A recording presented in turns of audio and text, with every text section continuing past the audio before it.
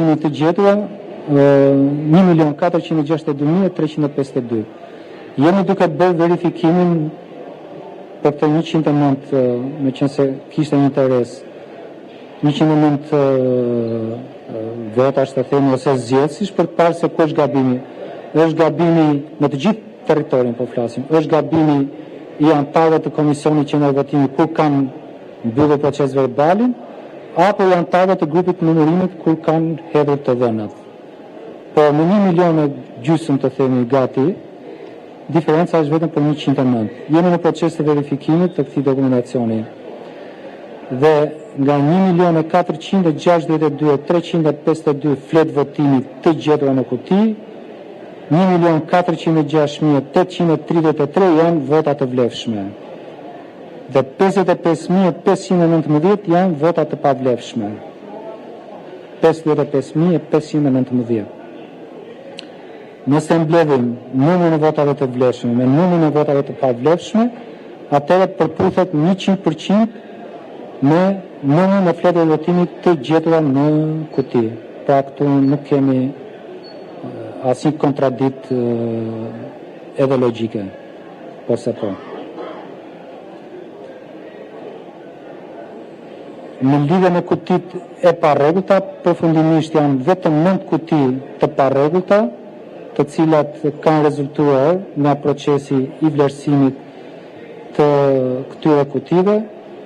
7 të tilla janë shpallur të parregullta që në momentin e dorëzimit të kutive nga KQV tek KZAZ, dhe 2 janë konsideruar si të tilla nga KZAZ pasi pas marrjes të kutive në dorëzim ka rezultuar kështu. Kjo është panorama përsa e përket votimit, numërimit të fletëve të votimit brenda vendit, përsa e përket procesit të numërimit të fletëve të votimit jashtë vendit. Ka filluar procesi i numërimit edhe për kandidatët për qarkun Kuks. Është drejt përfundimit në këtë momente që flasim procesi i numërimit dhe vlerësimit të fletëve të votimit për qarkun e Tiranës dhe do të fillojmë menjëherë me vlerësimin e votave për kandidatët e listës hapur. Deri tani janë 159.921 vota të vlefshme dhe 1.666 vota të pavlefshme deri tani.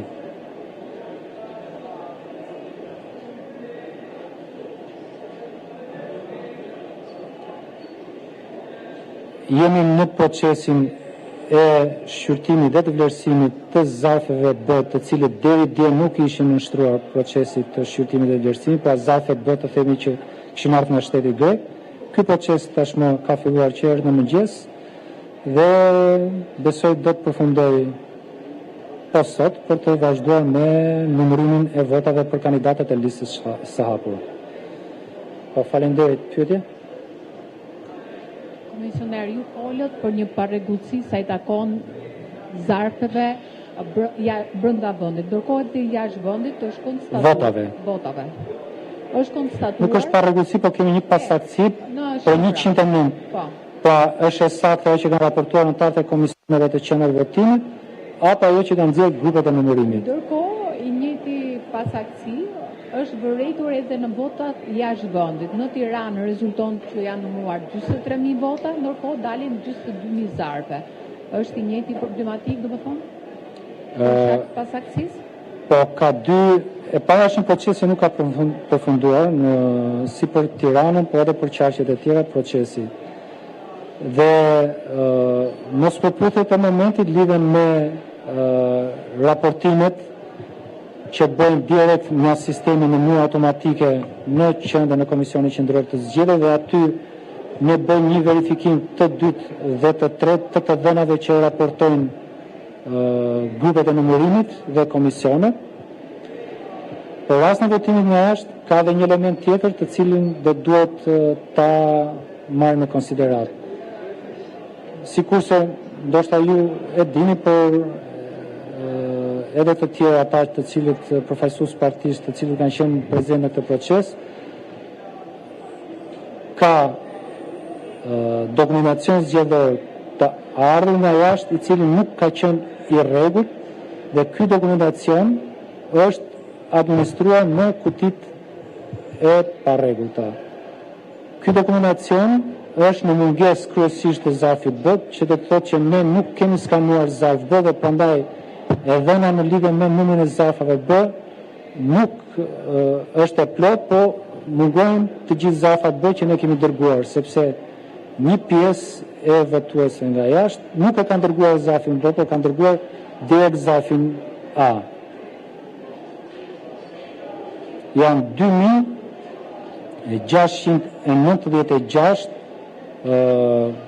të themi raste të administruar në kutin e parregullt, ku 99.99% e këtyre rasteve të parregullt lidhen me mungesën e zarfit B.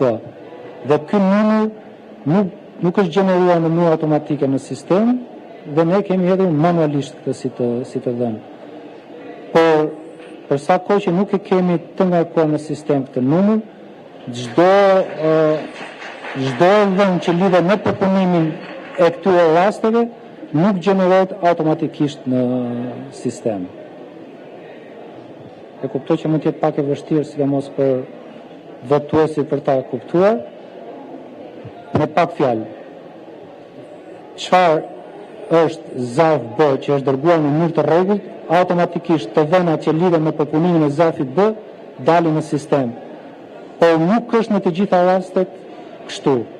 Kanë ardhur në Komisionin Qendror të Zgjedhjeve direkt në zarfin e DL-s, flet votimi apo dhe zarf A në mungesë të zarfit B.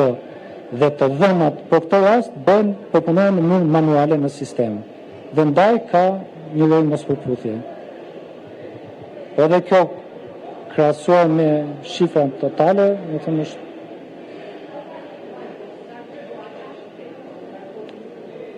zarfi? Po. Qarki duke? Nëpërmjet asaj çfarë ka sjellë DL-ja, më thënë stikeri që ka patur, po. Ne na përputhen të gjitha rastet e veçanta apo të parregullta që kemi mbajtur proces verbal gjatë grisjes së zarfit të DL-s me numrin që kemi të administruar të këtyre rasteve në kutit e posaçme tani apo në kutit e parregullta.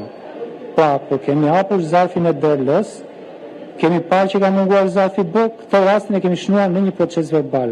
Është mbajtur një proces verbal që ky zarf i DL-s me këtë kod unik që ka zarfi i DL-s, me këtë emër dhe mbiemër të këtij personi, e kemi shënuar si rast të veçantë dhe materialin zgjedhor të këtij rasti kemi futur te kutitë e parregullta.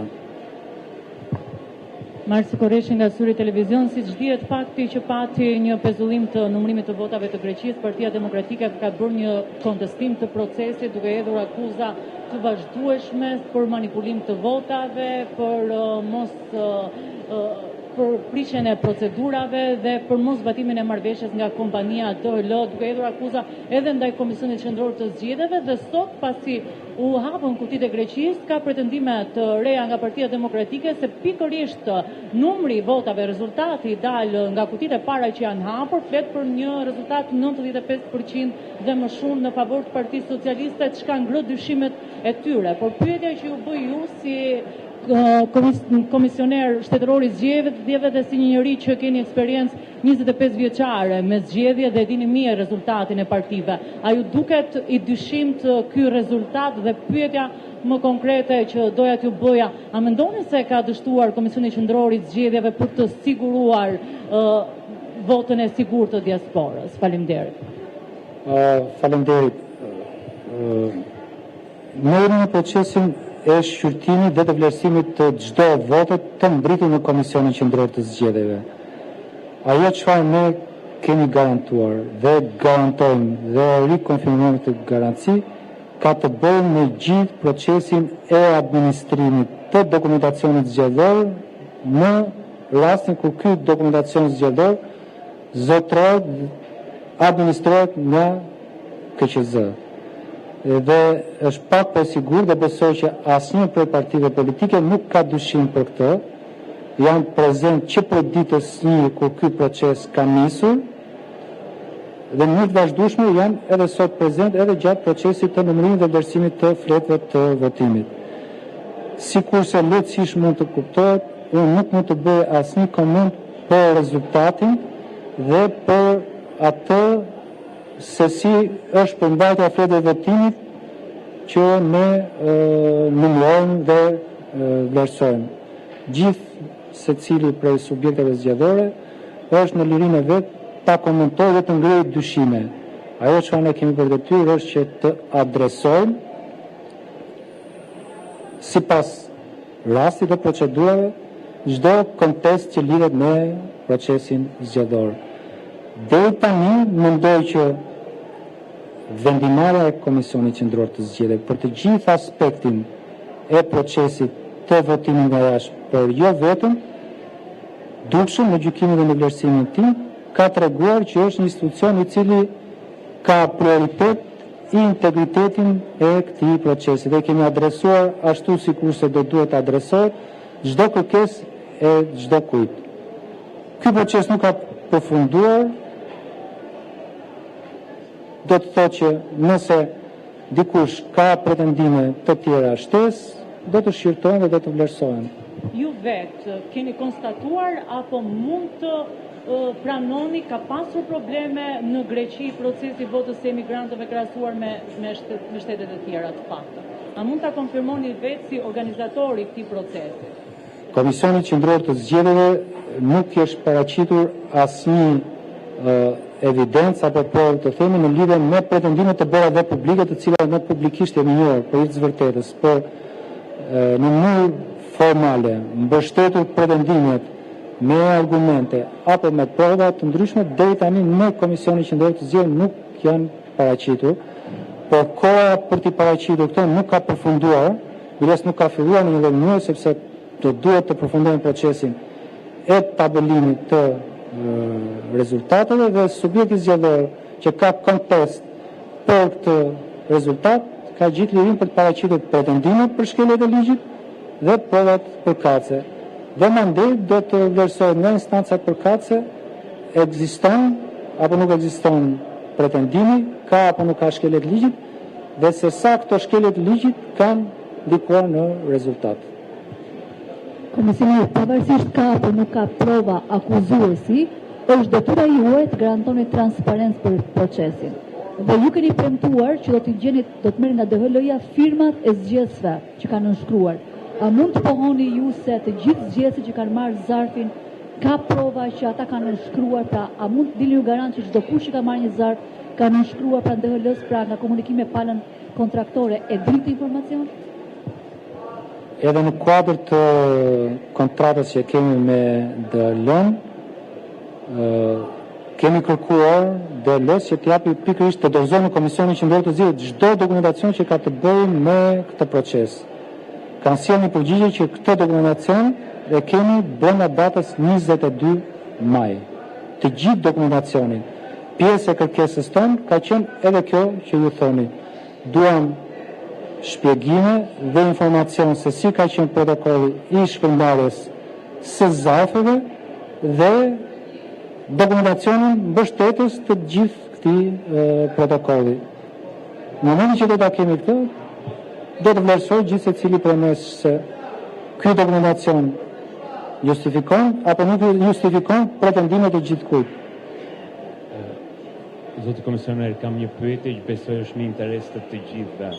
Kjo duhet të jetë ndeshja më e gjatë që është zhvilluar në Parkun Olimpik dhe ju si arbitër, kur mendoni se do të përfundojë?